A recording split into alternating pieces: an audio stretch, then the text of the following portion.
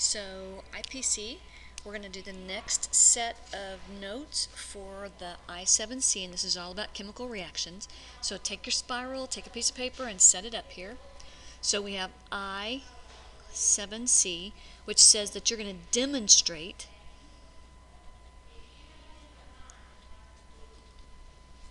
that mass is conserved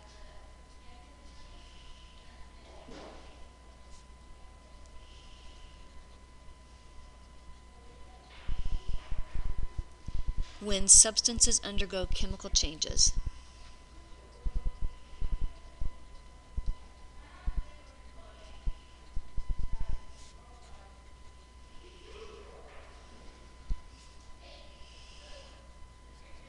I'm going to abbreviate chemical with chem, chemical changes.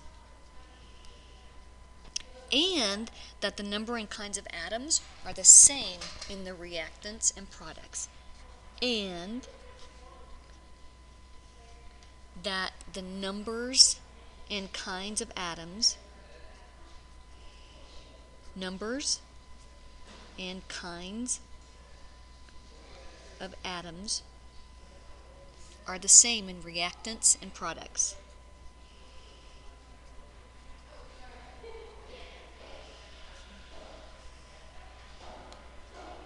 Can't spell that. Reactants and products. So the two things that we're talking about here. The first part of this tick says, hey, if you start out with 10 grams of reactants, you're going to end up with 10 grams of stuff on the other side of the arrow. So you don't lose mass anywhere. The second thing says that, hey, this is why we balance equations. We have to account for every atom. The atoms don't leave the universe. They're all there still. So I'm going to draw my line here. There's my tick on top, and then I'm going to take some notes down here.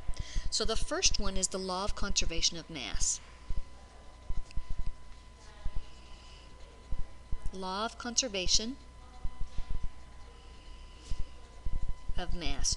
You guys already know this. You should have heard this multiple times before. You can't destroy or create mass. It's all here already. And another way of talking about this when we talk about chemical reactions is that mass stays the same during a chemical reaction. Mass stays the same during a chemical reaction. Now, sometimes it looks like it changes. Like, for example, if you take a piece of paper or a log, let's say you take a log for the fireplace and you burn it, it looks like the log that was there lost a lot of mass. In reality, what happened is that log, when it burned, it chemically reacted with oxygen, and a lot of the mass changed to the gases CO2 and a gaseous form of water. And we didn't catch that. We just let that fly off and go out into the room. If you could burn something and catch all the stuff, keep it in the same container, then you would find that whatever mass you started with, all the atoms are still there, they just look different. So all the mass would still be there. So if you start out with 10 grams,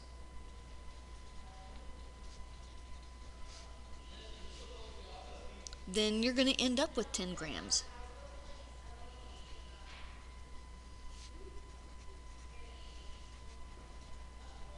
Okay? So no matter how many grams you start out, they won't look the same as before, but they're all going to be there. So let's say we have H2 plus O2, and I'm going to leave some space here so I can balance this equation, produces H2O. This is how we make water from its pure elements. And so when I balance this reaction, and when you balance the reaction, I don't care if you're the teacher or not, do it in pencil. So when I balance the reaction, some people will make a chart and balance it and make sure you count atoms on both sides, like we did with the Chem balancer paper. I don't like to do that, so I'll just do this like I do. So I'm going to start off with here with, I have 2 hydrogens on the left of the arrow, the yield sign, and 2 hydrogens on the right, so I'm good.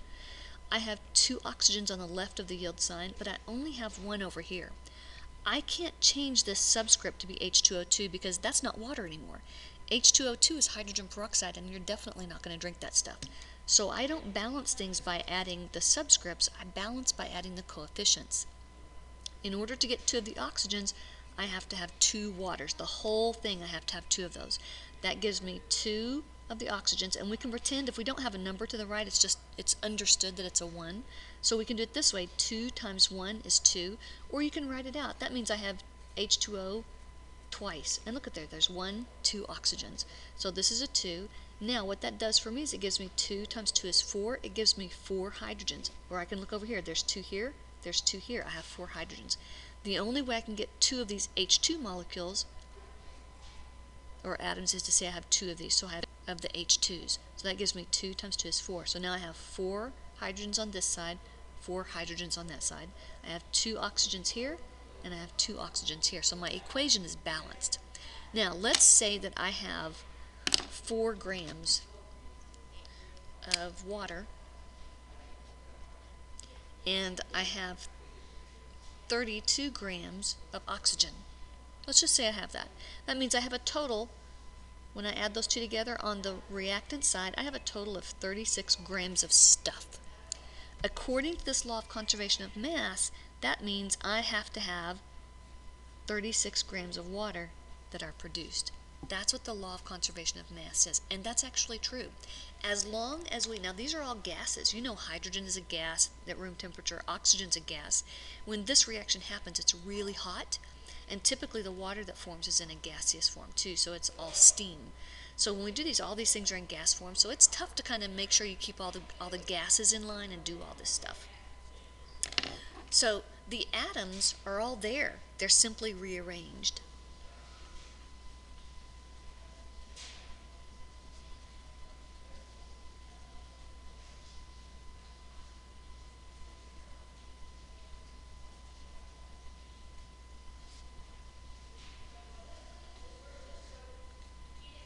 You just rearrange them.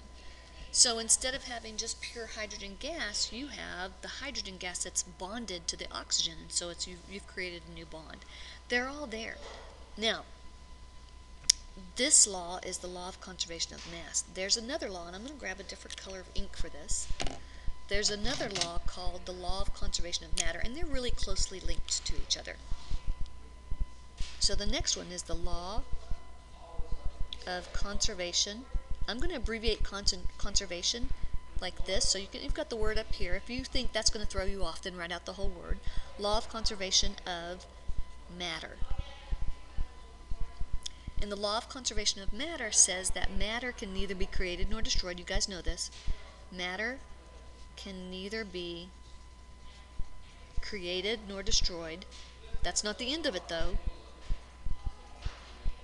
Just changed. You can just change it from one form to another. You can't create it or destroy it. You can just change it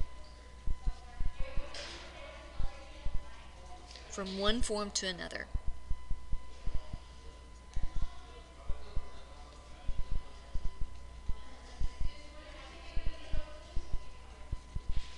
Okay, so that's the law of conservation of matter. What that means to you is that the numbers and kinds of atoms are the same in the reactants and the products. The numbers and kinds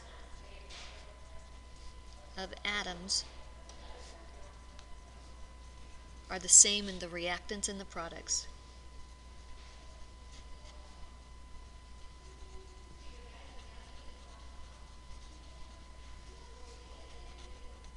So the atoms, how many there are the same. It's just that they're arranged differently. It's kind of like thinking, well, here I have cookie dough. I've made all this cookie dough. I put all the pieces together.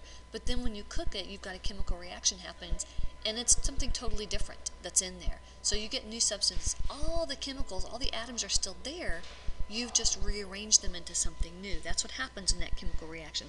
And the law of conservation of mass is why we have to balance equations. So this is why we have to balance equations or reactions. I'll put it like that, balanced reactions. Okay? Now, I gave you a balanced reaction up here and kind of walked you through it, but we really were focused on this piece. However many grams you start out with in the reactants, that's how many grams you end up with. That's mass. Mass is like the the metric version of kind of like weight in that sense. In this piece now, we're going to talk about a balanced chemical equation. Let's write it all out. And I'm going to give you a reaction, a chemical reaction that's really, really important. You'll see it a lot in biology. You'll see it a lot in chemistry too. So I'm going to start way over here. And you guys have probably seen this reaction for cellular respiration. So C6H12O6, and I'm going to put a little blank here so I can leave myself room to balance this reaction. So sugar plus oxygen produces two substances, CO2 plus H2O.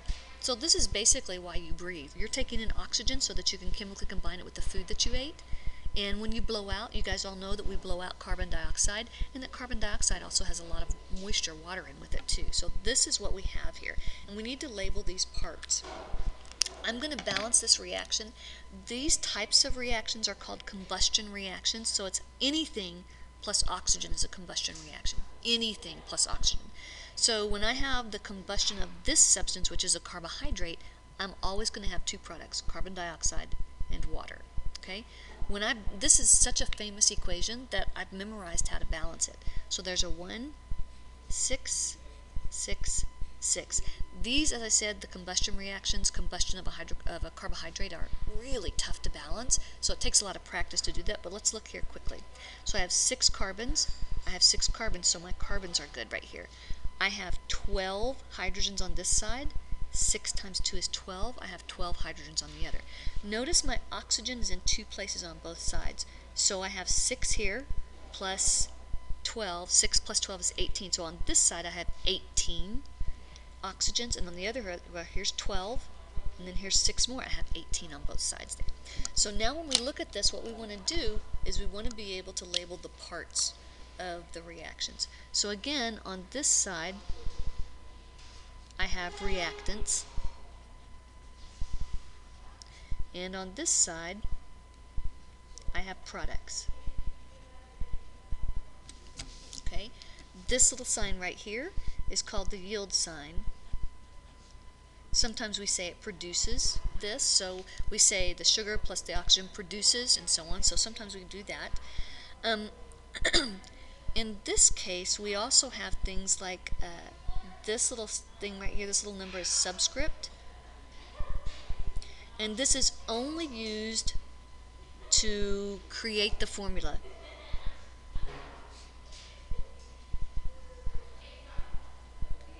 Never use it to balance equations. So the subscripts are just to create the formula. If I put a different subscript here, I've made a different formula, I've made a different chemical.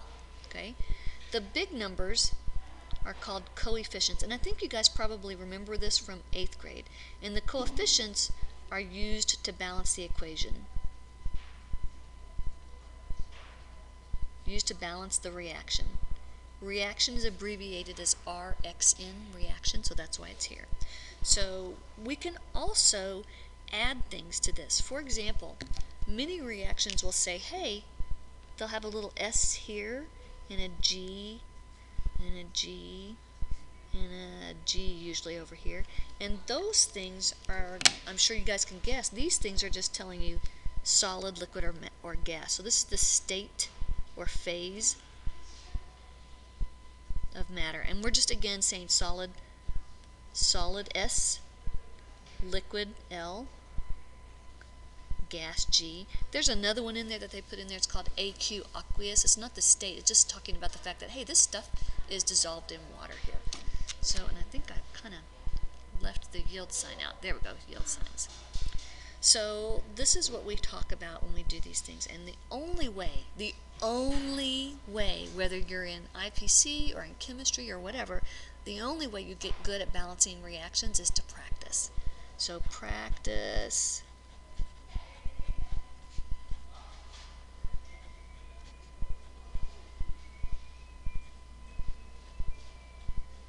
Practice, practice, practice.